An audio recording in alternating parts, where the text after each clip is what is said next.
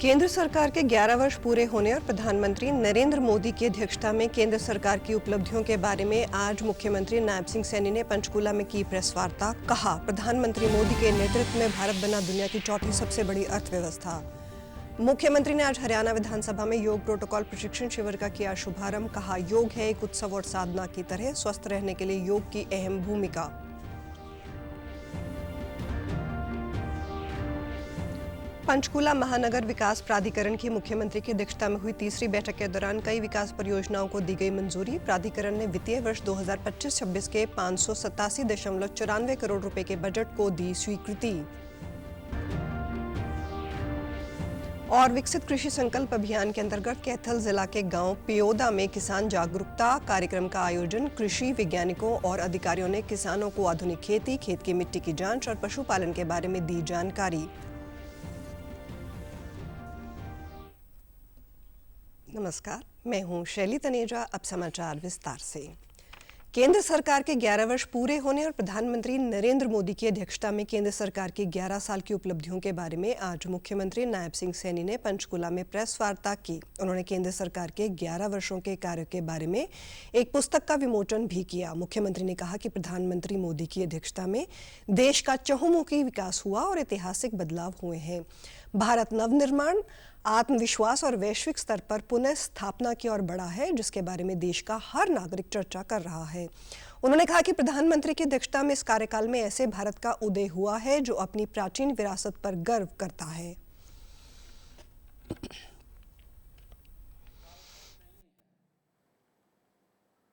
बल्कि यह भारत के नवनिर्माण, आत्मविश्वास और वैश्विक पटल पर एक सशक्त राष्ट्र के रूप में पुनर्स्थापना का एक स्वर्णिम ये गाथा भी है कि आदरणीय नरेंद्र मोदी जी के नेतृत्व में इन 11 वर्षों में हमने एक ऐसे भारत का उदय देखा है जो अपनी प्राचीन विरासत पर गर्व करता है, वर्तमान की चुनौतियों का डट कर के मुकाबला करता है और भविष्य के लिए महत्वाकांक्षी सपने संजोता है।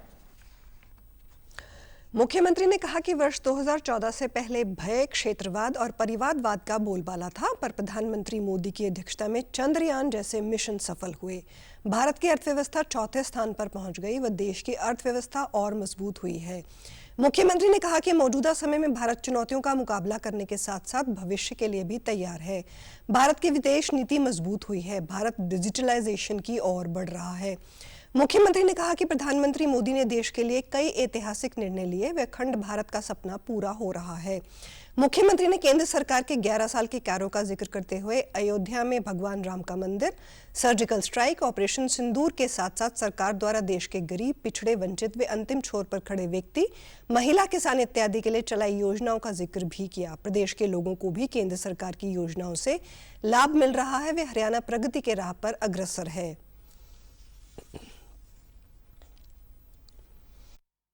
नरेंद्र मोदी जी के नेतृत्व में आज हमारा देश अपनी उन्नत प्रौद्योगिकी के बल पर न केवल मिसाइलें बना रहा है और मंगलयान जैसे मिशन सफलतापूर्वक पूरे कर रहा है।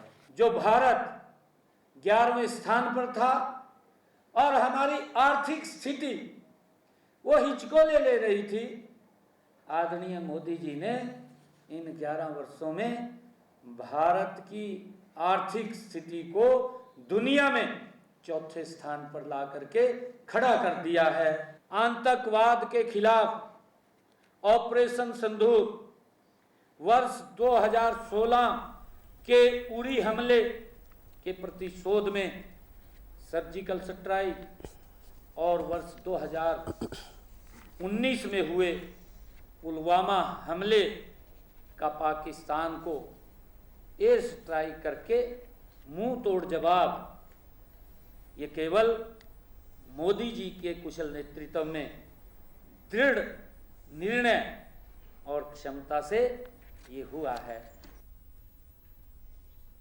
भाजपा के नेताओं की ओर से केंद्र सरकार के 11 वर्ष की उपलब्धियों के बारे में प्रेस वार्ता के माध्यम से जानकारी साझा की जा रही है। पूर्व केंद्रीय मंत्री अनुराग सिंह ठाकुर ने विकसित भारत का अमृतकाल सेवा, सुशासन व गरीब कल्याण के 11 साल के बारे में आज चंडीगढ़ में प्रेस वार्ता की। उन्होंने कहा कि प्रधानमंत्री मोदी की अध्यक्षता में एनडीए सरकार के इस कार्यकाल में देश प्रगति की ओर बढ़ रहा है। प्रधानमंत्री मोदी के मजबूत और निर्णायक नेतृत्व में भारत हर चुनौती का सामना करते हुए आत्मविश्वास से आगे बढ़ा है। देश का हर वर्ग, हर क्षेत्र विकसित भारत के लक्ष्य की ओर बढ़ रहा है। उन्होंने कहा कि 25 करोड़ से ज्यादा लोग गरीबी रेखा से बाहर आए हैं। आयुष्मान भारत योजना के अंतर्गत अब 70 वर्ष के अधिक आयु वालों को भी 5 लाख रुपए का मुफ्त इलाज मिल रहा है। मेडिकल कॉलेजों की संख्या बढ़कर 780 और एमबीबीएस सीटों की संख्या बढ़कर 1,18,000 हो गई है। उन्होंने बताया कि स्टार्टअप के माध्यम से भी युवाओं को नौकरियां मिल रही हैं। केंद्रीय मंत्री ने प्रधानमंत्री जीवन ज्योति बीमा योजना, प्रधानमंत्री उज्ज्वला योजना, प्रधानमंत्री किसान सम्मान निधि योजना, प्रधानमंत्री जन धन योजना इत्यादि योजनाओं के अंतर्गत किए गए कार्यों का जिक्र भी प्रेस वार्ता के दौरान किया गया। उन्होंने कहा कि प्रधानमंत्री के देश को विकसित भारत बनाने के संकल्प में हर नागरिक साझेदार होगा। ने ऊंचाइयों को छुआ है। उन्होंने 25 करोड़ गरीबों को गरीबी रेखा से बाहर निकालने का कार्य पिछले 11 सालों में किया। 4 करोड़ पक्के मकान बना कर दिए, 12 करोड़ शौचालय हो, 15 करोड़ घरों को नल से जल हो, 11 करोड़ के लगभग बहनों को रसोई गैस का सिलेंडर हो, 60 करोड़ लोगों को 5 लाख रुपए का इलाज आयुष्मान भारत योजना में मुफ्त में मिलना हो, और अब तो 70 साल से ज़्यादा वालों को भी 5 लाख का इलाज मुफ्त में है। 50,000 सीटें एमबीबीएस की थी, आज वो बढ़कर 1,09,000 के लगभग हो गई हैं। आज 750 से ज़्यादा मेडिकल कॉलेजेस भारत में हो गए। आज दुनिया का 3rd largest startup ecosystem Bharat बना है। इन 11 सालों में मोदी जी ने हर पल देश के लिए खपाया है, तपाया है और हर वादा निभाया भी है। हरियाणा के परिवहन एवं श्रम मंत्री अनिल विज ने श्रम विभाग के अधिकारियों की समीक्षा बैठक की और अधिकारियों को नियमों के अनुसार कार्य करने के निर्देश दिए। केंद्र सरकार के तीसरे कार्यकाल और 11 साल पूरे होने पर अनिल विज ने कहा कि ये 11 साल भारत के स्वर्ण वर्ष हैं। हर क्षेत्र में हर वर्ग के लिए इस दौरान काम हुआ है। रक्षा क्षेत्र में भारत का विशेष विकास हुआ है और हमारी ब्रह्मोस मिसाइल का असर पाकिस्तान से पूछा जा सकता है। सरकार के कार्यों के बारे में उन्होंने कहा कि हमारी सरकार में 3 गुना हाईवे बने हैं, एयरपोर्ट बनाए गए, मेडिकल कॉलेज अब 3 गुना है। वह पहले एम्स सिर्फ दिल्ली में था और आज हर प्रदेश में एम्स बनाया है। गरीब व्यक्ति के लिए आयुष्मान कार्ड के तहत 5 लाख रुपए तक का मुफ्त इलाज मिल रहा है। धरती के स्वर्ग कहे जाने वाले कश्मीर तक रेल पहुंचाने का काम किया गया है। उन्होंने कांग्रेस के राष्ट्रीय अध्यक्ष मल्लिकार्जुन खड़गे के द्वारा केंद्र की भाजपा सरकार के 11 साल के कार्यकाल पर सवाल उठाए जाने पर जवाब देते हुए कहा कि वे विपक्ष को भारत का विकास नजर नहीं आ रहा। वे कांग्रेस की नीतियों के कारण देश के लोगों ने कांग्रेस को नकार दिया है।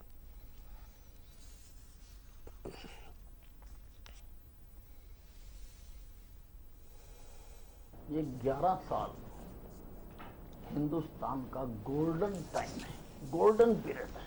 हर क्षेत्र में हर वर्ग के लिए इस दौरान काम हुआ है। जितने हमारी सरकार आने से पहले एयरपोर्ट थे, आज उससे 3 गुना है। जितने हमारी सरकार आने से पहले मेडिकल कॉलेज थे, आज उससे 3 गुना है। जितनी हमारी सरकार आने से पहले एम्स थे, कितने एम्स थे? दिल्ली में था, आज हर प्रदेश में हमने एम्स खोल दिए। खड़गे जी की अब आंखें कमजोर हो गई हैं। सत्ता मायने हरा के वो अपनी शरीर पर ध्यान नहीं दे पा रहे। उनको हिंदुस्तान का विकास नजर नहीं आता।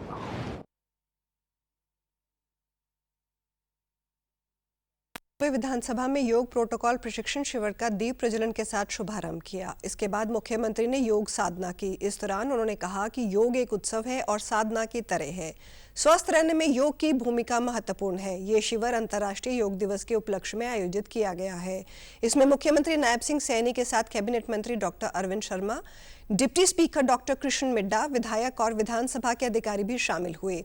ये योग अभ्यास सत्र विधान परिसर में गवर्नर गेट के सामने खुले परिसर में आयोजित किया गया। इसी दौरान हरियाणा योग आयोग के अध्यक्ष डॉक्टर जयदीप आर्य अपनी टीम के साथ विधायकों और विधानसभा सचिवालय के कर्मचारियों को योग अभ्यास भी कराया गया।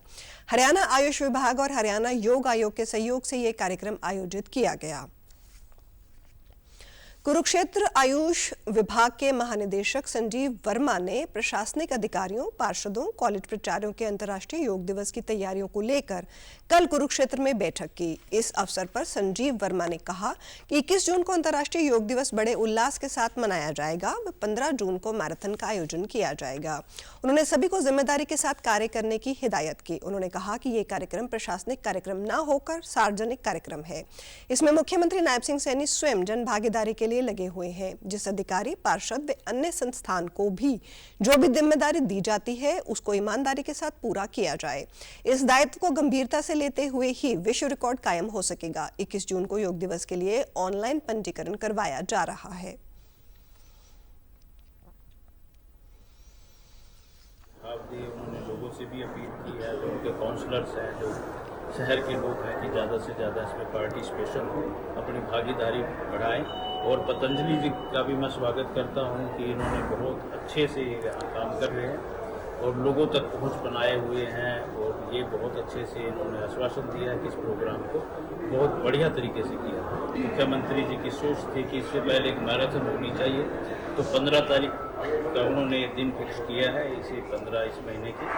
तो उसके लिए भी इनकी तैयारियों का जायजा कहाँ से होगी, तो रूट और ये सारा डीसी और एसपी मिलकर बनाएंगे और मैराथन से। पंचकूला महानगर विकास प्राधिकरण की तीसरी बैठक में पंचकूला शहर के लिए integrated command and control centre को स्थापित करने के साथ साथ कई अन्य विकास परियोजनाओं को भी मंजूरी दी गई। मुख्यमंत्री नायब सिंह सैनी की अध्यक्षता में कल बैठक के दौरान हुई प्राधिकरण ने वित्तीय वर्ष 2025-26 के लिए 587.94 करोड़ रुपए के बजट को भी मंजूरी दी गई।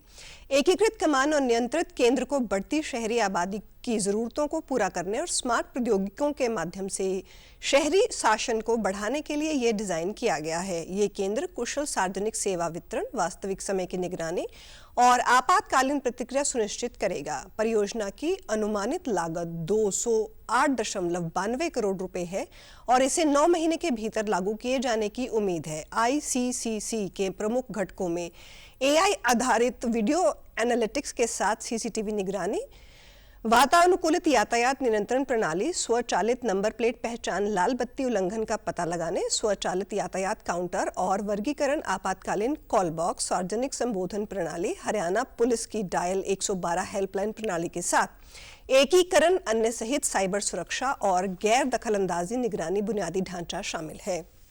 बैठक में प्राधिकरण ने पंचकूला शहर से होकर बहने वाली जो 2 जल धाराओं के सौंदर्यीकरण और कायाकल्प को भी मंजूरी दी गई। पंचकूला महानगर विकास प्राधिकरण 95.42 करोड़ रुपए की लागत से ये कार्य कराएगा। बैठक में 173.48 करोड़ रुपए की लागत से पंचकूला के सेक्टर 32 में विश्व स्तरीय शूटिंग रेंज स्पोर्ट्स कॉम्प्लेक्स के विकास के लिए प्रशासनिक स्वीकृति भी दी गई। मुख्यमंत्री ने पंचकूला के सभी पार्कों के सौंदर्यीकरण और सड़क ढांचे को मजबूत करने की आवश्यकता पर बल देते हुए और निर्देश दिए कि पार्कों को अच्छी तरह से रखरखाव उनका किया जाना चाहिए और शहर की समग्र सुंदरता को बढ़ाने के लिए उनका सौंदर्यीकरण करने और राउंड अबाउट्स में विभिन्न प्रकार के फूल लगाने की हिदायत की। मुख्यमंत्री ने निर्देश दिए कि PMDA के अधिकार क्षेत्र में आने वाले सभी सड़क मरम्मत कार्य 15 जून 2025 से पहले पूरे कर लिए जाएं। उन्होंने कहा कि पंचकूला में एक मॉडल रोड विकसित की जाए जिससे जिला न्यायालय परिसर के पास एक आकर्षक गोल चक्कर बनाया जाए। बैठक में जानकारी साझा की गई कि PMDA माजरी चौक सेक्टर 1 से रेलवे स्टेशन तक एक मॉडल रोड विकसित कर रहा है जिसमें साइकिल ट्रैक, फुटपाथ, हरियाली और अन्य सुविधाएं शामिल होंगी। हरियाणा के शिक्षा मंत्री महिपाल ढांडा ने प्रेस कॉन्फ्रेंस को संबोधित करते हुए कहा कि शिक्षा विभाग में ऐसे काम हुए जो सराहनीय है। सुपर 100 कार्यक्रम के तहत सरकारी स्कूल के 72 विद्यार्थियों ने क्वालिफाई किया, इसमें 24 लड़कियां भी हैं। इनमें कॉम्पिटिटिव एग्जाम्स की कोचिंग दी जाती है। उन्होंने कहा कि सभी पंचायतों को एक पत्र जारी किया गया है जिसमें ग्रीष्मकालीन छुट्टियों में स्कूल की साफ सफाई देखरेख का जिम्मा सौंपा है। सभी प्रशासनिक अधिकारियों को पत्र जारी किया गया कि एक सप्ताह में कम से कम एक स्कूल का दौरा करें ताकि बच्चों को पढ़ाई के साथ साथ अन्य बातों की भी जानकारी मिले। उन्होंने कहा कि पढ़ाई के साथ 9वीं, 10वीं और 11वीं के बच्चों को इंटर्नशिप करवाने बारे भी ध्यान दिया जाए। इसको लेकर तैयारी की जा रही है और इस बात 92.49% परीक्षा परिणाम रहा है और परिणाम सरकारी स्कूलों का निजी स्कूलों से बेहतर है। बड़े साइंटिफिक तरीके से अध्यापकों के तबादले करेंगे। डेपुटेशन पर आदि कोई मामला आता है तो उस पर कोई एतराज नहीं है। शिक्षा मंत्री ने कहा कि उनके नाम का कोई उपयोग या दुरुपयोग ना करे, सारी चीजें नियमानुसार हों, कोई किसी के बहकावे में ना आए। यदि किसी ने भ्रष्टाचार करके कोई काम किया है उसे बख्शा नहीं जाएगा। हरियाणा में न्यू एजुकेशन पॉलिसी को लागू किया है। वे हरियाणा समूचे देश में पहला राज्य है जहां न्यू एजुकेशन पॉलिसी पूरी तरह से लागू हो चुकी है। या कोई और बात कहे वो कतई मान्य नहीं, 1 से लाख। इसलिए चाहे कोई कर्मचारी है, चाहे कोई अधिकारी है, चाहे कोई मेरा सगा संबंधी है, सब अपना काम अपने तरीके से करे। मेरे नाम का कोई उपयोग दुरुपयोग ना करे, नियम अनुसार। अंबाला के पंचायत भवन में जिला विकास समन्वय एवं निगरानी समिति का आयोजन किया गया, जिसकी अध्यक्षता लोकसभा सांसद वरुण चौधरी ने की। इस बैठक में सह अध्यक्ष के तौर पर राज्यसभा सांसद कार्तिकेय शर्मा ने शिरकत की। बैठक में केंद्र सरकार द्वारा संचालित विभिन्न विकास योजनाओं की प्रगति की समीक्षा की गई। सांसदों ने जन कल्याण के प्रति अपनी प्रतिबद्धता दोहराते हुए कहा कि योजनाओं का उद्देश्य आम जनता का जीवन स्तर उठाना है और इसमें कोई कोताही बर्दाश्त नहीं की जाएगी। उन्होंने अनुपस्थित रहे अधिकारियों को शो कॉज नोटिस देने तथा कार्रवाई करने के निर्देश दिए। अपने विभाग से संबंधित आधी अधूरी जानकारी तथा अधूरे आंकड़े प्रस्तुत करने वाले अधिकारियों पर भी उचित कार्रवाई करने के निर्देश दिए हैं। उन्होंने अमृत 2.0 परियोजना के तहत पानी व सीवरेज लाइन से संबंधित प्रोजेक्ट के कार्यों की विजिलेंस इंक्वायरी करवाने के भी निर्देश दिए। समिति ने नगर निगम के तहत खरीदी गई 28,000 स्ट्रीट लाइटों के संबंध में जांच करने के निर्देश दिए। बैठक में सांसदों ने प्रधानमंत्री ग्रामीण सड़क योजना, अमृत योजना, जल जीवन मिशन, पीएम आवास योजना, स्वच्छ भारत मिशन, मनरेगा, प्रधानमंत्री उज्ज्वला योजना, प्रधानमंत्री गरीब कल्याण अन्न योजना इत्यादि। सांसद वरुण चौधरी तथा सांसद कार्तिकेय शर्मा ने कहा कि सरकार की योजनाएं तभी सार्थक होंगी जब उनका लाभ अंतिम व्यक्ति तक पहुंचे। उन्होंने अधिकारियों से योजनाओं को समयबद्ध और पारदर्शी ढंग से लागू करने के निर्देश दिए और योजनाओं की जानकारी जन जन तक पहुंचाने के लिए संबंधित विभाग जागरूकता कार्यक्रम आयोजित करने की हिदायत की। उन्होंने कहा कि महिलाओं के सशक्तिकरण के लिए आवश्यक है कि उन्हें स्वयं सहायता समूहों के साथ जोड़ा जाए। उन्होंने ये भी कहा कि डायल 112 सीपी ग्राम की जानकारी भी जिला की वेबसाइट पर होनी चाहिए। बैठक के बाद पत्रकारों से बातचीत करते हुए लोकसभा सांसद वरुण चौधरी ने कहा कि लगभग 6 घंटे निगरानी समिति की बैठक में एजेंडे में रखे बिंदुओं पर चर्चा करते हुए निर्देश दिए गए हैं। केंद्र सरकार द्वारा क्रियान्वित योजनाओं को जन जन तक पहुंचाने के लिए कार्य करना है। संबंधित अधिकारी अपने विभाग से संबंधित जो योजनाएं हैं उनका लाभ पात्र व्यक्तियों तक पहुंचाना सुनिश्चित करें। बहुत से बिंदुओं पर संतोषजनक जो है वो उत्तर नहीं मिले हैं।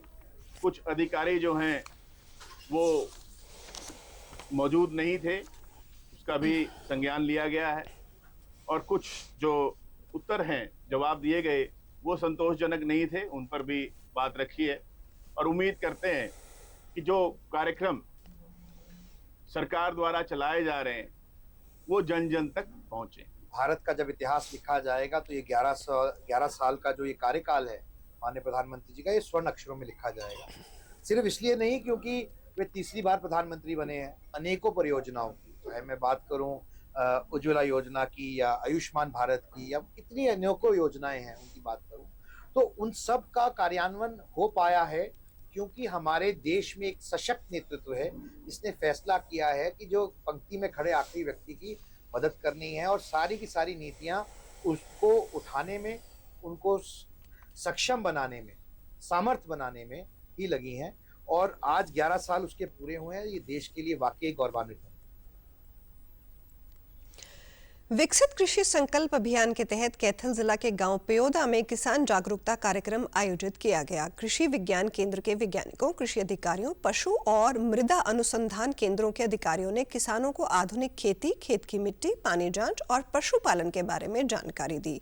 प्रधानमंत्री नरेंद्र मोदी और केंद्रीय कृषि मंत्री शिवराज सिंह चौहान के मार्गदर्शन में देश के किसानों को आधुनिक खेती, पशुपालन साधन संपन्न करने के लिए शुरू किए गए विकसित कृषि संकल्प अभियान के तहत चौधरी चरण सिंह हरियाणा कृषि विश्वविद्यालय हिसार के कैथल स्थित कृषि विज्ञान केंद्र के कृषि वैज्ञानिकों, कृषि अधिकारियों, करनाल के कृषि और पशु अनुसंधान केंद्रों के वैज्ञानिकों की टीम द्वारा गांव पेयोदा के ग्राम सचिवालय परिसर में इस कार्यक्रम का आयोजन किया गया। कार्यक्रम में गांव पेयोदा और आसपास के किसानों ने भाग लिया और टीम के सभी वैज्ञानिकों और अधिकारियों ने किसानों को विभिन्न मुद्दों की विस्तार से जानकारी दी। खेती को रसायनों से मुक्त करने के लिए, प्राकृतिक खेती और पानी को बचाने के लिए धान की सीधी बिजाई तकनीक को अपनाने का आग्रह किसानों को किया गया। कार्यक्रम में वैज्ञानिकों ने अपने अपने संस्थानों के विकसित शोध कार्यों जैसे पशुओं को संतुलित आहार, पशुओं में नस्ल सुधार व खराब पानी और मिट्टी में सुधार करके किसान किस तरह लाभ उठा सकते हैं, ये जानकारी भी दी। कार्यक्रम में आए युवा किसानों ने मीडिया से बातचीत में कहा कि भारत सरकार द्वारा उनके गांव में विकसित कृषि संकल्प अभियान के तहत आयोजित कार्यक्रम में शामिल होकर उन्हें बहुत खुशी हुई है। गांव के किसानों को उनके गांव में ही आकर बड़े बड़े कृषि और पशु संस्थानों के वैज्ञानिकों ने खेती के नए नए तरीके, मिट्टी पानी की जांच करवाकर खेत में खाद इत्यादि डालने और पशुपालन के लिए इस तरह अच्छी नस्ल के पशु रखने बारे विस्तार से जानकारी प्राप्त हुई है।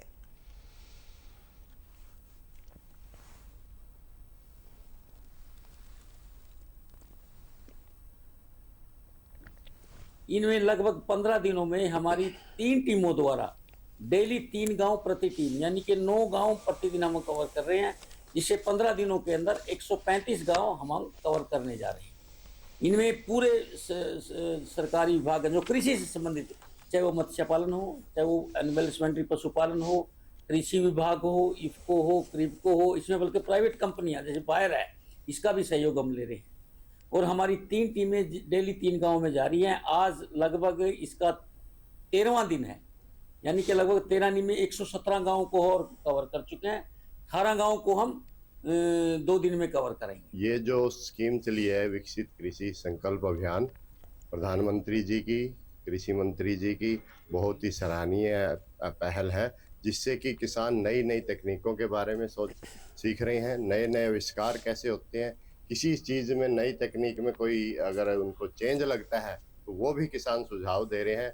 और एग्रीकल्चर डिपार्टमेंट की सभी स्कीमों को बड़े विस्तार से बताया जा रहा है। जैसे अभी मौके पे मेरा पानी मेरी विरासत की स्कीम है जो 2019 से सरकार ने शुरू की थी, जिसमें पानी बचाने के लिए धान को छोड़कर अन्य फसल उगाएंगे तो उसमें 8,000 रुपये प्रोत्साहन राशि दी जाएगी। तो काफ़ी अच्छी बात है, किसानों को जागरूक कर रही है, पशुपालन भाइयों को जागरूक कर रही है। और साथ में जो धान की सीधी बिजाई है, मैं पर्सनली तौर पर भी कर रहा हूँ 4-5 साल से, तो उसके बारे में बता रहे हैं, उसके फायदे के बारे में बता रहे हैं। पिछले साल हरियाणा सरकार ने 4,000 रुपये प्रति एकड़ दिया था, आपके 45 रुपये दे रहे हैं। वो आज हमारे को सीधा डायरेक्ट किसानों से मिल रहे हैं और वो खेती बाड़ी के बारे में और पशुपालन के में हमारे पास जागरूक कर रहे हैं।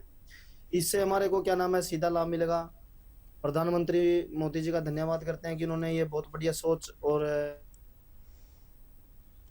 उपायुक्त विश्राम कुमार मीणा ने कहा कि एक पेड़ मां के नाम 2.0 अभियान के तहत पर्यावरण संरक्षण के अंतर्गत जिले में करीब 2 लाख पौधे लगाने का लक्ष्य निर्धारित किया गया है। कुछ दिनों में स्थानों को चिन्हित कर इस अभियान को मिशन मोड में चलाया जाएगा। उन्होंने कहा कि इस बार ये ध्यान रखा जाएगा कि जो भी पौधा रोपित किया जाए उसकी देखभाल व रखरखाव भी उचित तरीके से हो, ताकि धरातल पर पेड़ों की संख्या में बढ़ोतरी हो सके। इसी प्रकार फिरोजपुर झिरका के गांव बसई मेव तथा आसपास के क्षेत्र में अरावली पर्वतमाला में भी अधिक से अधिक पेड़ लगाकर इसको सघन जंगल में परिवर्तित किया जाएगा, ताकि अवैध खनन की संभावनाएं भी खत्म हो सके। उपायुक्त ने कल लघु सचिवालय के सभागार में एक पेड़ मां के नाम 2.0 अभियान को लेकर संबंधित विभागों के अधिकारियों को आवश्यक दिशा निर्देश देते हुए ये जानकारी दी। इससे पहले मुख्य सचिव हरियाणा अनुराग रस्तोगी ने भी वीडियो कॉन्फ्रेंस के माध्यम से इस अभियान को लेकर विस्तार से दिशा निर्देश दिए। वीसी के बाद उपायुक्त ने कहा कि इस बार 2 लाख पौधे लगाए जाएंगे, जिसमें जल शक्ति अभियान के तहत करीब 62,000 पौधे लगाए जाएंगे। मनरेगा के तहत 40,000 पौधे लगाने का लक्ष्य निर्धारित किया गया है। शिक्षा विभाग के माध्यम से पौधागिरी अभियान के तहत भी 85,000 पौधे और करीब 50,000 पौधे लोगों को निःशुल्क बांटे जाएंगे। इसके लिए वन विभाग को निर्देश दिए गए हैं। वह एक पेड़ मां के नाम 2.0 अभियान के तहत सभी नर्सरी पर पर्याप्त संख्या में पौधे रखें और मांग के अनुसार नर्सरी के माध्यम से पौधे मुहैया करवाएंगे। इस अभियान का उद्देश्य है कि प्रत्येक व्यक्ति को इस धरती की सुरक्षा और हरियाली की ओर कदम बढ़ाने के लिए प्रेरित करना है और इस अभियान के तहत लगाए जाने वाले सभी पौधों की जियो टैगिंग की जाए। सभी संबंधित विभाग सरकारी स्कूलों, ग्राम पंचायतों, अमृत सरोवरों में अधिक से अधिक पौधारोपण करना सुनिश्चित करें। जल शक्ति अभियान के तहत इस वर्ष के कैच द रेन 2025 थीम के अनुरूप नहरों के किनारों, नहरों के बांधों, अमृत सरोवरों और अन्य जल निकायों को लक्षित किया जा सकता है।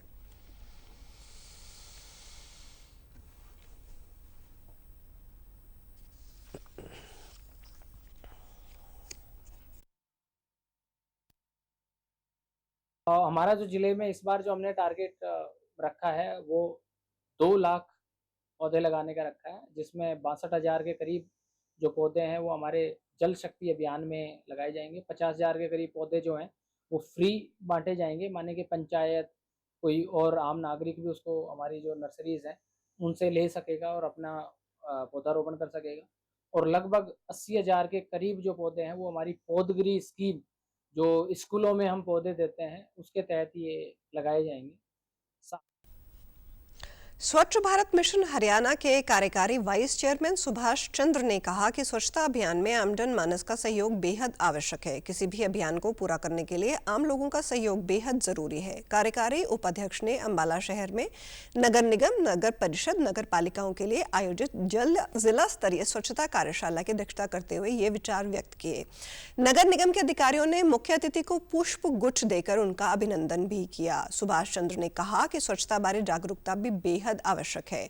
हमें स्वयं स्वच्छता के प्रति जागरूक होना है और दूसरों को भी स्वच्छता बनाए रखने के लिए जागरूक करना है। उन्होंने बैठक में उपस्थित दरोगा व अन्य संबंधित सफाई कर्मचारियों को कहा कि जो भी कूड़ा करकट ट्रैक्टर, ट्रॉलियां या अन्य के माध्यम से लाया जाता है उसे कवर करना चाहिए। सफाई से संबंधित वाहन की 1 माह में अच्छे से धुलाई जरूर होनी चाहिए और इस कार्यशाला का मुख्य उद्देश्य स्वच्छता में आमजन का सहयोग सुनिश्चित करना है।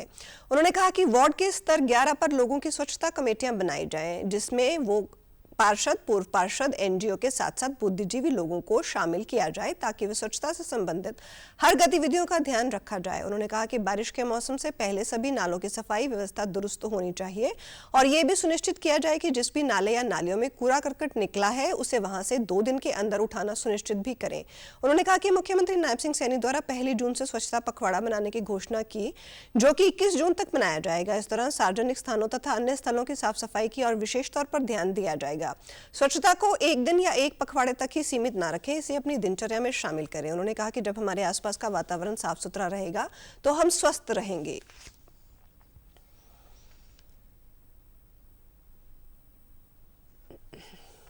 ये दूसरे चरण में हम सब लोग जो सीधे स्वच्छ भारत अभियान से जुड़े हुए अधिकारी उनको बुला करके हम उनको ये कह रहे हैं कि भाई इस आंदोलन का, इस मिशन का, इस अभियान का आप समाजीकरण करें। तो इसमें हमने नगर पालिकाओं के सेक्रेटरीज और इससे जुड़े हुए जो हमारे एसआई या सैनिटरी इंस्पेक्टर्स हैं उन सबको बुलाया है। उनको भी कहा है कि आप अपने अपने वार्ड में वार्ड वाइज स्वच्छता की कमेटियां बनाओ, जिसमें वार्ड का कोई प्रतिष्ठित व्यक्ति, शहर का नामी व्यक्ति, सामाजिक लोगों को जोड़ करके अपने अपने वार्ड की स्वच्छता कमेटियां बनाए और स्वच्छता। फतेहाबाद में आज विश्व नेत्रदान दिवस के अवसर पर एक विशाल नेत्रदान जागरूकता शिविर का आयोजन किया गया। इस शिविर में जिले भर से हजारों लोगों ने उत्साहपूर्वक भाग लिया। शिविर में समाज के विभिन्न वर्गों से प्रेरणादायक लोगों ने भी नेत्रदान की पहल की और दूसरों को भी इसके लिए प्रेरित किया। कार्यक्रम में मौजूदा सभी लोगों ने मरणोपरांत नेत्रदान का संकल्प लिया। शिविर में शामिल लोगों ने कहा कि नेत्रदान सिर्फ एक संकल्प नहीं बल्कि एक जिम्मेदारी है, जिससे किसी की दुनिया रोशन हो सकती है। ये मानवता की सेवा का सबसे बड़ा महादान है। हम सभी को कर्तव्य है कि हम मृत्यु के बाद भी किसी के जीवन में प्रकाश बने।